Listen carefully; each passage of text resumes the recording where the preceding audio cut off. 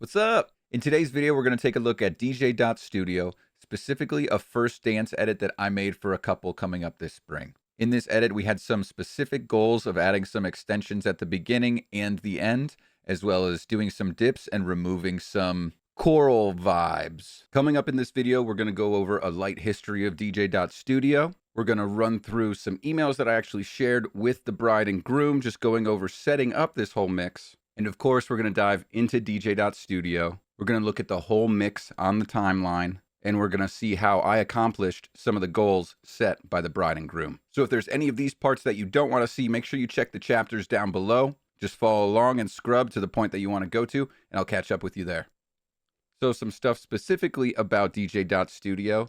DJ.Studio is, in their words, the ultimate DAW for DJs. DAW, or Digital Audio Workstation, is something that we're all pretty familiar with, I think, depending on your choice. I personally used to use Ableton, but in DJ.Studio, you can do a lot of the same things. You can create mashups, you can create long mixes for things like radio shows or for videos. You can sort of prep live sets using it as well, and you really get to focus on things like the transitions and harmonies and really how it's all going to come together versus a lot more of like the intricate parts, which of course you eventually want to learn, but we're starting things off in this. The reason this is, in my opinion, so successful is it's great for the most novice of DJs or producers to use, and also it extends all the way up to the top for some really, really well-known people like Brandon Ragoza, who we know is insane at what he does. One of my buddies, Tony Pre, uses this all the time for his long mixes. Keep in mind, you can try it for free at any point for 7 days just to get a little taste. I know most people are very attracted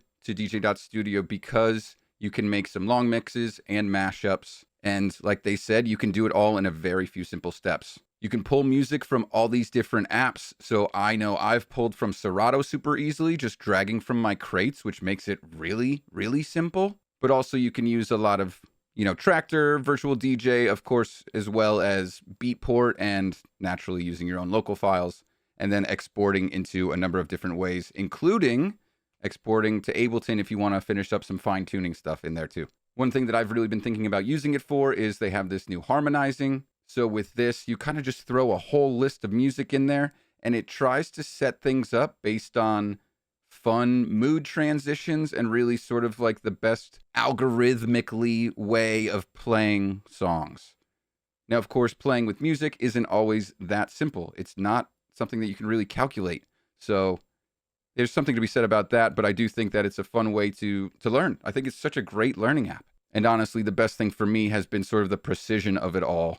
Being able to not only see sort of the beats, but as well as the time, and being able to really have it read the beats in the song and also being able to readjust them myself. That's just like taking all that it is and squishing it down to a very small amount.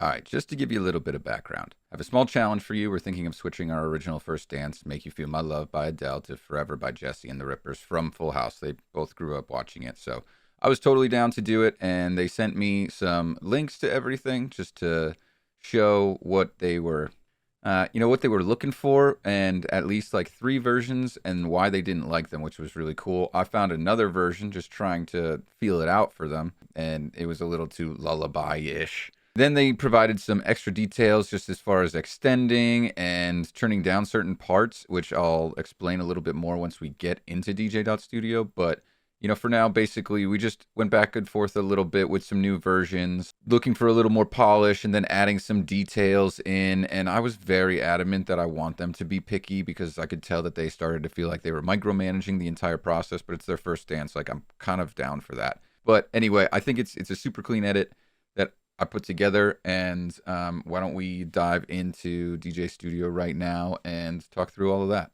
All right, so we are here in DJ.Studio. I'm down here in the corner. We're going to look at our timeline here. So you can see I have 2 iterations of it, and we stacked them just in order to create the elongated intro, right? If you want to listen to the track, I'm going to have it down in the comments, a link to it, like a Dropbox link or something like that, so you can hear it out and maybe provide some feedback or something like that.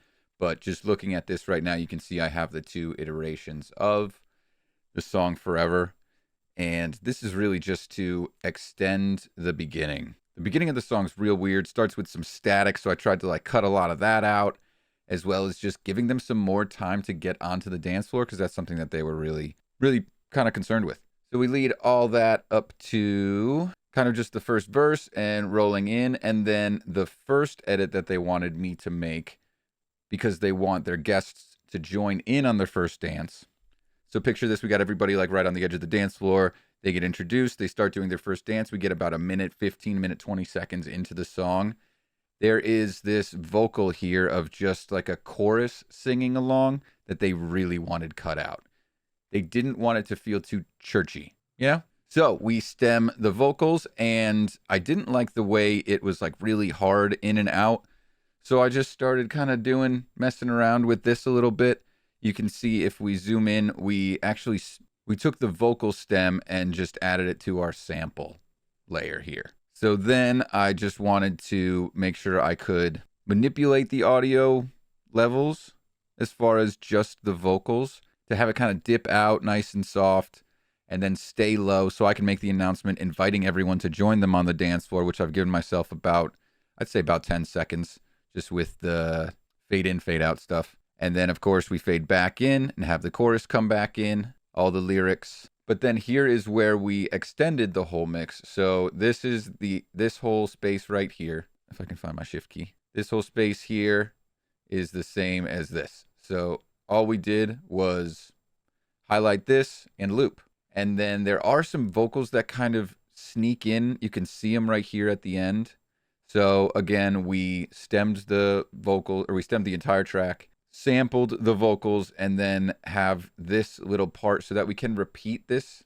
They were a little concerned that the guests weren't going to get a lot of time out on the dance floor because we're dropping them right here, and then they only have like 90 seconds, really less than that originally. So instead of just keeping it short, we looped this part, just instrumental sections, so I didn't have to worry about repeating vocals. But we did have to remove some, like I said, so this is where the vocal would come in, and instead we just repeated, yada yada, do the same thing. And here I kind of had to get a little tricky with, this is one thing that's just tough, and it's probably just the way that I decided to do this as more of a mix and less of like an actual DAW, where I wasn't able to like really seamlessly transition the vocals in this into the vocals in this. So kind of just backing up and taking a look at the full space here, right? I know what I did isn't that complicated. It can't be because of who I am.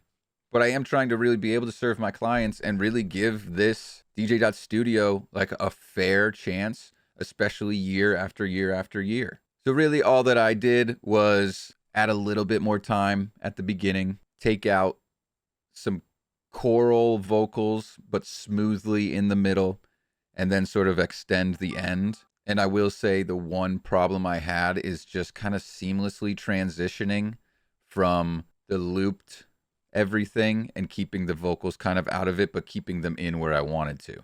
I definitely think it's more of a me thing versus a DJ.Studio thing. And I kind of want to just close all this up and say a few things about my experience with DJ.Studio. So let's just jump back. So the video I came out with last year about DJ.Studio is still getting a decent amount of attention, and I appreciate everybody that has watched it, because you're probably now watching this one. DJ.Studio is so incredibly powerful, and I feel like it has gotten 10 times more powerful since I started using it. Having the stems and just making things all so easy to use. I've been talking a lot with my buddy Nick Spinelli about it, and my buddy Seth Velez, and we're all using it in sort of similar ways, but in like a really digestible way, because I know for a fact that the three of us just aren't producers. Speaking of both of them, you can check out their channels. I'm going to have them linked in the captions. But without going out on too much of a tangent, I really know that it's so much more me than it is DJ.Studio that doesn't get it. I got a lot of comments on the last video just talking about how I'm not using it right, and you're right. Of course you're right, because that was literally a first look. So now that I've been using it a little bit more, I'm taking my time with it and being pretty patient with it. I know some people agreed with me that it can get a little fickle just with the moving and sometimes with like the undoing, and it is what it is. It's a very animated and fluid app, which I appreciate, but also start to miss some of like the stricter things that are available in a lot of Adobe products that I'm used to. My editing experience is 90% video. maybe 85% video, 5% photo, and then 10% audio.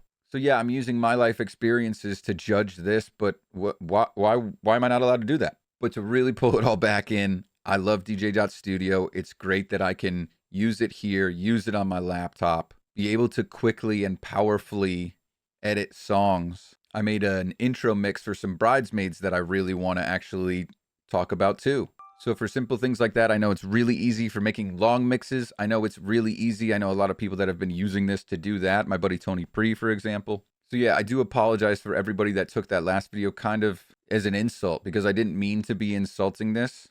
I honestly would rather insult myself because I have no idea how to use this stuff.